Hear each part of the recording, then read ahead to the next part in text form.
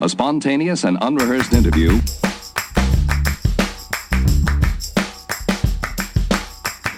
Welcome to the 68th episode of Curiosityness. And this episode I have on, we're talking about donuts, specifically Randy's Donuts. It's the building with the big donut on top that you, good Lord, with the big donut on top that you've seen in like every pop culture thing related to LA. So you know what I'm talking about. You know it when you see it. It's the big donut, and it's Randy's Donuts. And living in Long Beach, we're kind of in the LA area, and I'll go to Randy's occasionally, a few times a year. And maybe a couple years ago, we noticed that they were opening up franchises, and they were expanding, and they were doing all this stuff. So I got curious about it, so looked into it, and was able to get Tom. He works in marketing for Randy's Donuts now, and we kind of got the whole story on what's going on with Randy's Donuts and their expansion. And it was just sold from these brothers, and it's a really cool, fun, interesting story about like an LA icon. So I think you'll enjoy this episode, so sit back and relax, and we're going to talk about Randy's Donuts. And boom, we're on. What's up, Tom? Thank you. How are you doing today? Doing good, man. Thanks for being on. Thank you. Excited to talk about the brand.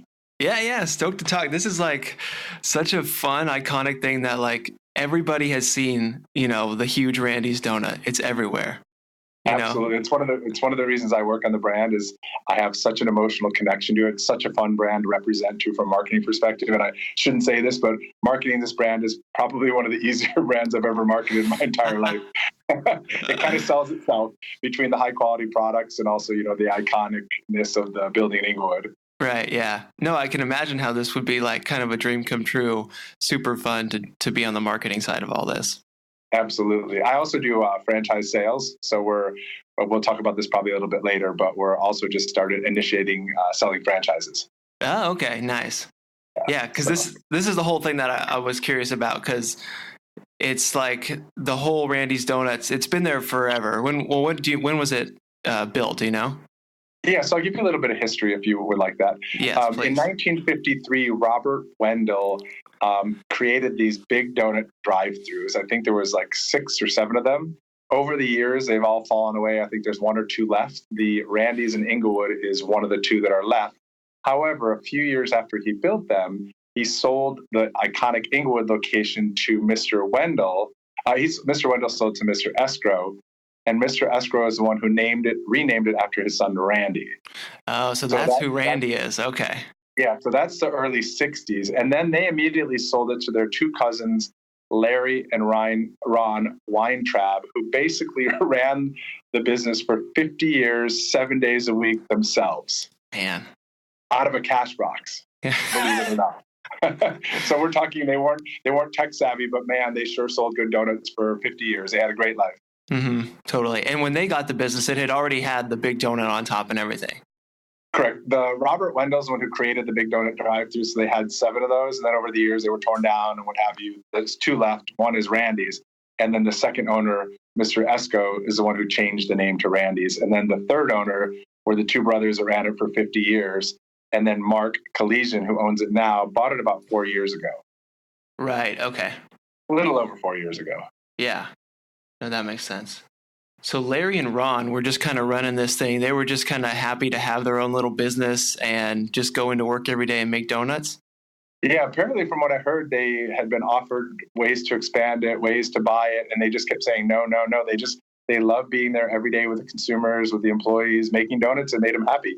Nice. They had a really nice life. What's interesting now is when we open up new stores or we do an event, we always invite them and they always come. So it's like little children watching their babies grow, which is actually kind of cute. Oh, that's so cool. That's nice to hear. I was curious, like what they thought of the whole expansion and selling it and everything. But that's glad to hear they're kind of on board with it, I guess. Yeah, no, they're totally on board. The big thing when the sale went to Mark was their request was, please do not change anything. So what happens primarily is the brands are sold. Big brands take over little brands, or they go private. What happens is people want to change things, and when they start changing it, is when the brand usually gets destroyed or falls to the wayside. Mm-hmm. And thankfully, Mark listened to them and said, I'm not going to change anything. We use the same high quality mixes that are proprietary. We have the same donuts. He's barely even raised prices. We have some of the most affordable, high quality donuts, in the country. Yeah. Those are really important. Mark did add a line of premium donuts in, but that was really the only change. It was still using the high quality proprietary ingredients. It was just bringing in some things like, M&M topped and Nutella and some of the ones that are a little bit more high end. So we had a variety of, we have 4 different price levels, and he just wanted to have some premium ones that are a little more fun and colorful and playful at the end of the day. Mm-hmm. No, I mean, that makes sense. That's kind of where donuts have changed a bit over history, and that's kind of the stuff that everyone's doing right now with Voodoo Donuts starting that and everything, kind of, right? Yeah. I mean, you have a couple different variations of donuts. You have like a ton. I mean, LA is like the land of donuts. I think there's like 10,000 donut shops or something here. A lot of them, and I don't want to sound like racist sounding, but they're mostly Cambodian Vietnamese. I mean, that is just what they are. That's their culture has just had a tendency to go into donut shops, but they tend to be the cheaper end, less quality ingredients, very low prices, kind of very functional. And then you have all the specialty donut shops that popping in, like you just mentioned, Voodoo, where they have these $4, $5, $6, $7 donuts. Randy's is kind of a hybrid of both. We have really high quality ingredients, really high end donuts, and we have 4 different price ranges, but we fall in the middle. So we're not the cheap donuts, and we're not the expensive donuts. We kind of fall all in the middle. Right now at Inglewood, I think our lowest price donut's $1.15, and I think the highest price is $2.65 for a premium. That's pretty good, given that the quality is so high. I will tell you that we are the only ones that use the mixes that we have, because the mixes are so expensive.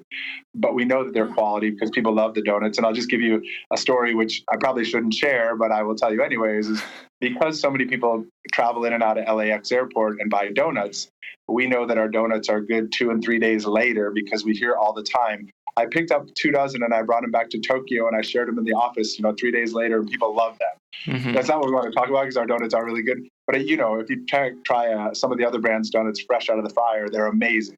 And then if you try them an hour later, they taste like a piece of cardboard. Okay. If you take our glazed donut and you try it right out of the oven, it is amazing, let me tell you. But if you try it 3 days later, it's still really good. Yeah. So that is a clear differentiator for us, is the high quality ingredients. The variety of our donuts is another one. We have over 50 varieties of donuts. Primarily cake and raised. So cake is kind of what you see more at Dunkin' Donuts. The heavier, denser, thicker, smaller ones, kind of what you see at 7-Eleven and things. And then you have raised donuts, which are the light, fluffier ones, and that's more like the Krispy Kreme style. But we do all those and above. And then we also have apple fritters and cinnamon rolls and, buttermilk bars and a variety. We have over 50 varieties, which really makes us unique in the marketplace. And the other thing is all ours are made fresh by hand every day. There's no automation involved. Our process is simple. We put mix in a mixer, mix it all up, take the dough, put it on a table, cut it up. If it's going to go to the proofer, you put it in a proofer, it raises the yeast, and then you fry it, and then you decorate it. If it's a cake donut, you simply just put it right in the fryer and then decorate it. So the process is simple. There's no refrigeration. There's no freezing. Everything's made fresh every day.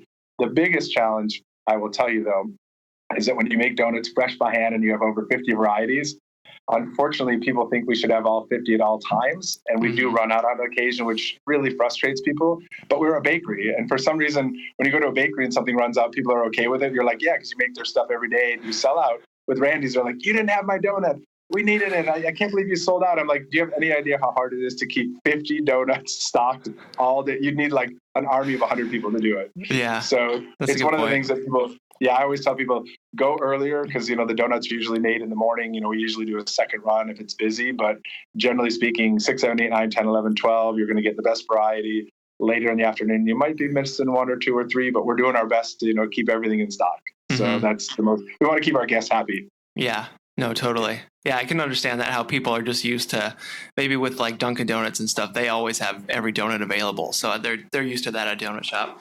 And at the, just going through LAX, you'll see those orange Randy's boxes all the time. People are always bringing those things through. Yeah, it's one of the most important things when I came on board is, Mark, we need really good branding that's very memorable. And the orange color, one, it's playful and it's fun, and it really kind of represents that era of when we started franchising, which is like the 50s. That color orange is kind of the style that we have, which is cool. We're actually also launching, this is, I guess you'll get the scoop, we're actually launching an entire new coffee program.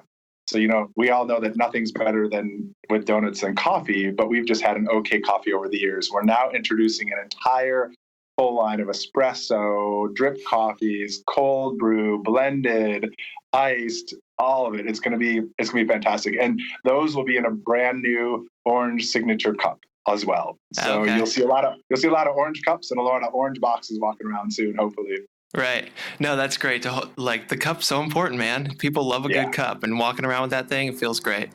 Absolutely. The mock-ups that I've seen are really cool, and it's really fun because, everybody identifies us with the big iconic donut as our logo, but the logo is actually the little, we call it Fat Boy, which is probably inappropriate, but we'll call it Baker Boy. Right. It's the little boy on the side that we're changing the logo where he's now holding a coffee cup and he's got a donut up in his arm. Okay. That's actually our logo. So that's what's all over the boxes and over the boxes have both, but the cups will have the new Randy's logo, which is actually really cool. So we're introducing the new logo with the new coffee program. Right. So is the little Baker Boy, is that supposed to be Randy, or is that not the case? That's supposed to be Randy. Yeah. Okay. Now I have no idea. I mean, they changed the name in 1960, so that Randy boy that probably was 10 years old back then is God knows how old, 90 now.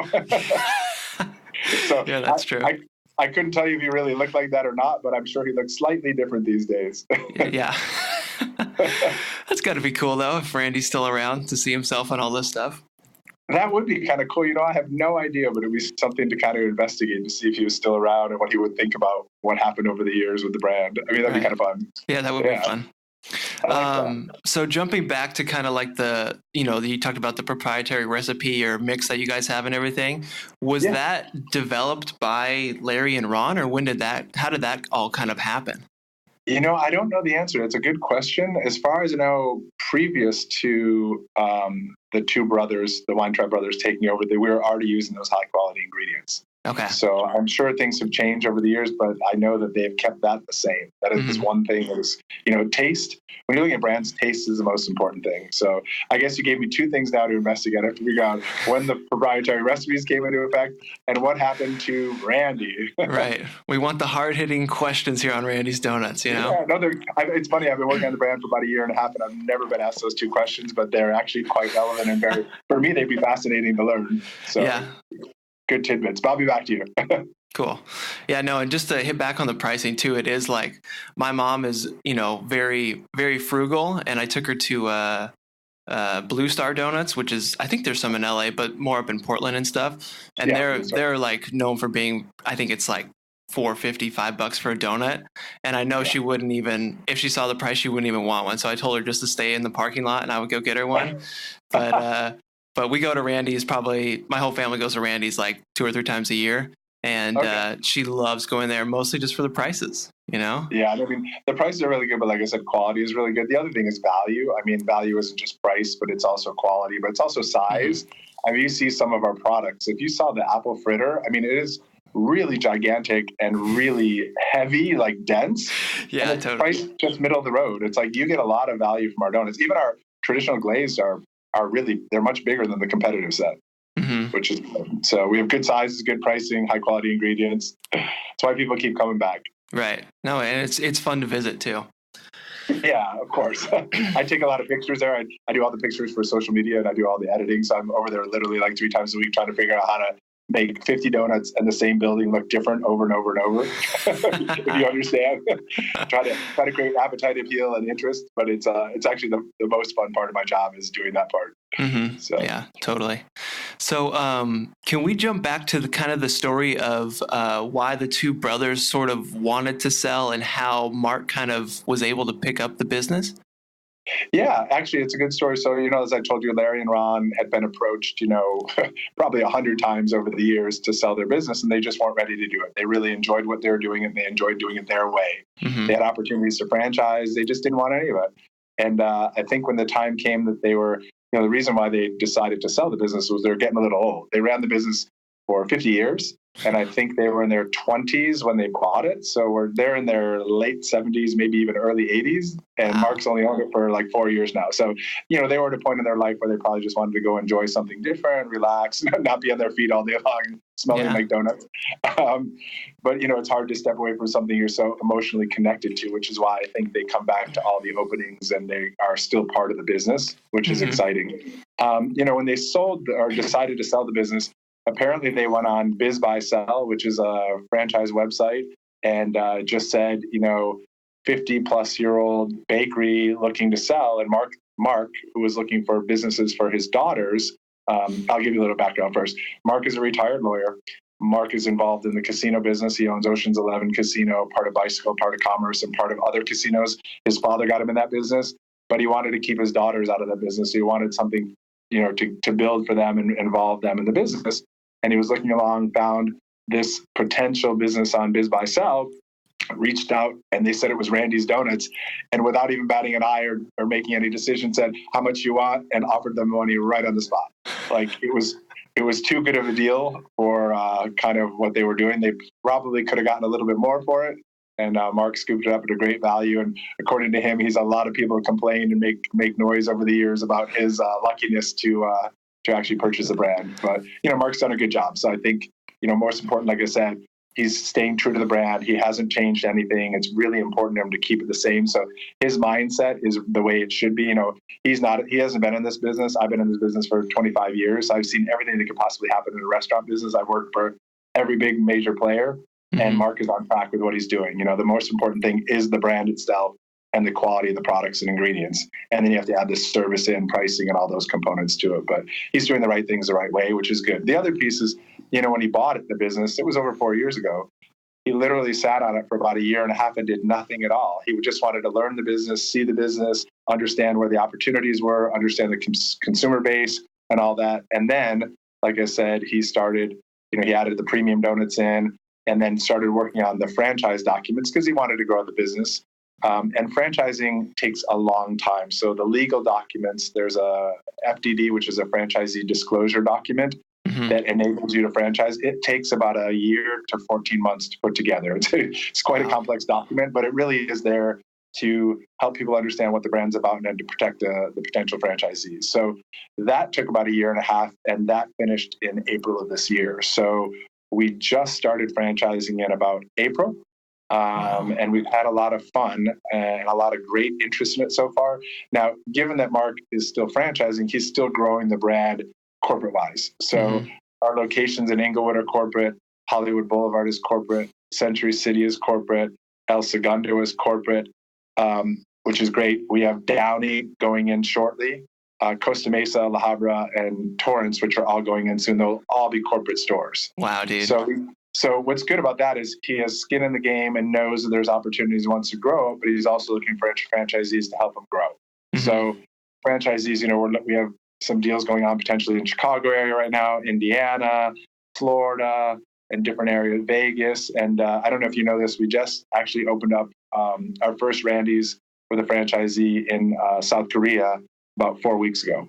Oh, okay. So a little bit different. International franchises are not held to the same franchise disclosure document as domestic. Okay. So franchising internationally is a little bit different. So generally you sell the territory of a country to one franchisee that then develops within the country.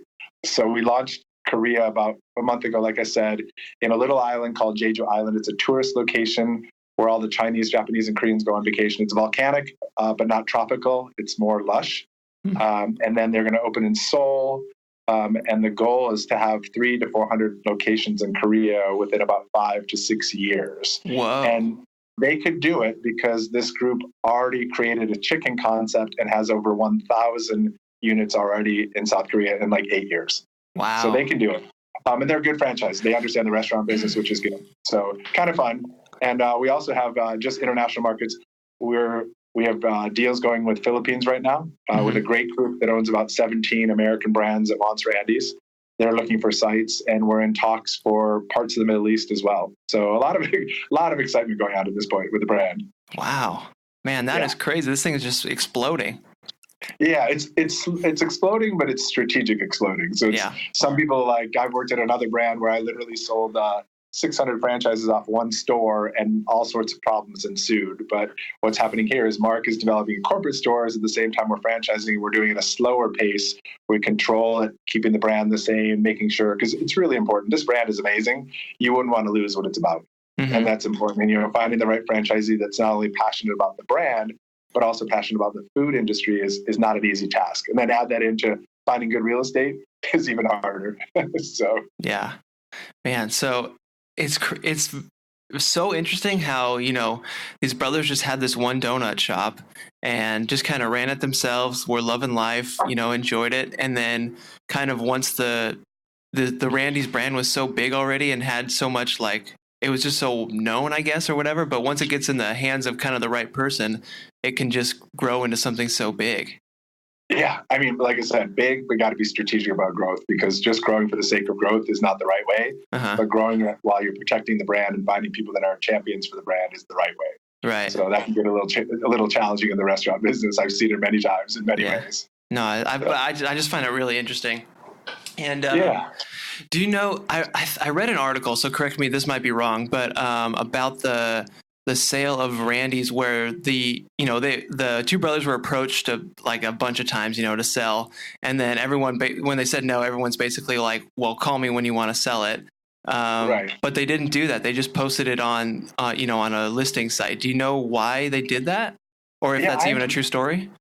No, that actually is a true story. They were approached, you said a couple times, I'm talking probably hundreds of times to sell the brand. Between celebrities, athletes, local business people, everybody saw the value of it. Because we're talking such an iconic building and brand itself. So, I don't know. I'm going to go out on a limb here and just say what I think is they probably just didn't want to pick one person and felt really bad because so many people had reached out. They were trying to just go neutral and hand it to somebody that would take care of it. And they just say, well, they made the decision, not us. Because they're such nice people. I could see their kind of personalities not wanting to get into any kind of drama maybe with that. So, at the end of the day, that's just my gut. And that's a possibility, but I don't know. The Biz Buy Sell too is an interesting site. It's probably one of the last places I would ever sell a franchise on, but hey. It worked though. It worked for him. Yeah, they sold it. Yeah. When Mark saw it, he thought it was all like one of the old Jewish delis in Beverly Hills. And he's like, well, that'd be kind of cool for my daughters. And then it turned out to be Randy's, which was even funnier. So yeah. Man, oh man. And then Mark was able to show the brothers that he was going to, and agree to all their, stuff about keeping the brand the same and honest and everything like that. And the brothers were able to trust him.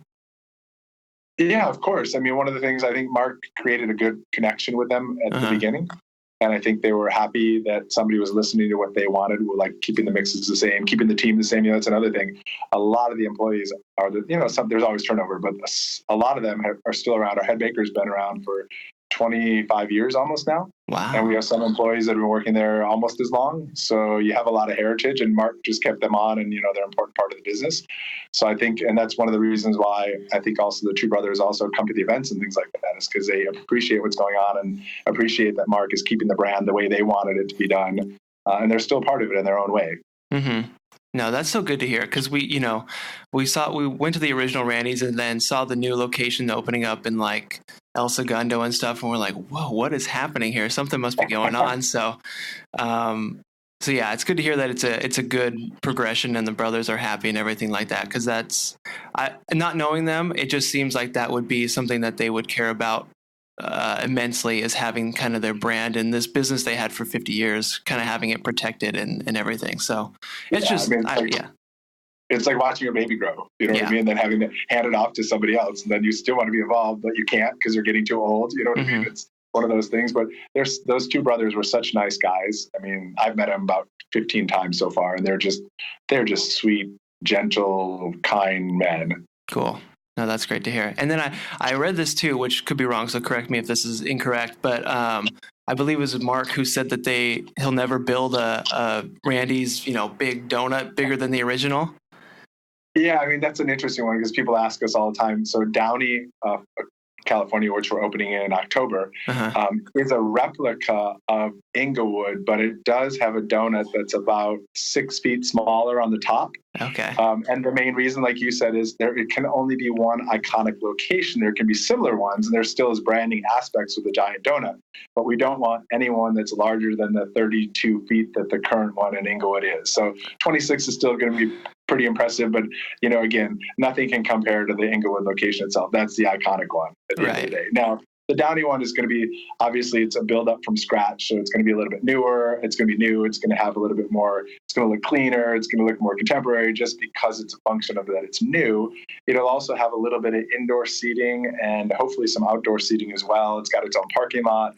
So the cool thing is that, when we go out to find locations for corporate stores or for our franchise base, because we help them with finding locations, we always request that we can put a giant donut on the roof for branding purposes. And oftentimes the landlord says no, or the city says no. Mm-hmm. People I tell you would do anything for us because they understand how much we bring people to the city of Inglewood and how we keep Inglewood on the map. And so they get it. This is why they just absolutely. Downey is a city full of food and innovation, but surrounding towns don't really have much to it. So a lot of people come from all the surrounding towns to this area, Downey, and bring more people to Downey. So they were like, yes, we want the giant donut for sure. Give it to us. But then you have other cities or other landlords say, no, label, whatever, it's too Vegas-y or, Hollywood Boulevard-ish. But they don't get the value of people come from all over the place to take pictures there. I can assure you, and to buy donuts, the cities on the map. And Downey's a very progressive, innovative cities, so they get it, and I think it's kind of exciting that they get it. And I think they're really happy that we're going to be there soon. So unfortunately, me and Tom kind of lost our internet connection. It just got super jumpy. You could kind of hear at the end there. So we just kind of had to wrap it up prematurely. But we basically got the whole story across. So hope you enjoyed it. Hope you enjoyed learning about Randy's Donuts. And the only thing that we wanted to mention is you can check out Randy's Donuts and everything they're expanding on and doing at randysdonuts.com. And their Downey location is opening in October this time. So if you're in the LA area, Orange County, go check it out. It looks pretty cool. Check out the plans and stuff. It's going to be a sweet little building. And they're on all social media stuff with the handle Randy's Donuts LA. So that was it. Hope you enjoyed it. Seriously, Randy's Donuts is awesome. Love going there. We just went yesterday actually, and I got an apple fritter. Costs like less than $2, and the thing weighs nearly a pound. It's incredible. So that's all there is to it. Thanks for listening. Hope you enjoyed learning about Randy's and donuts and the LA icon. If you liked it, please, beg you to share it with your friends and families. That would be nice.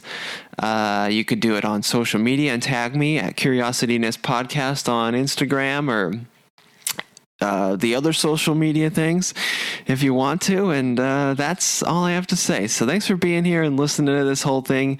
Unfortunately, we kind of had to cut it short, but these things happen. Okay, that's it. Goodbye.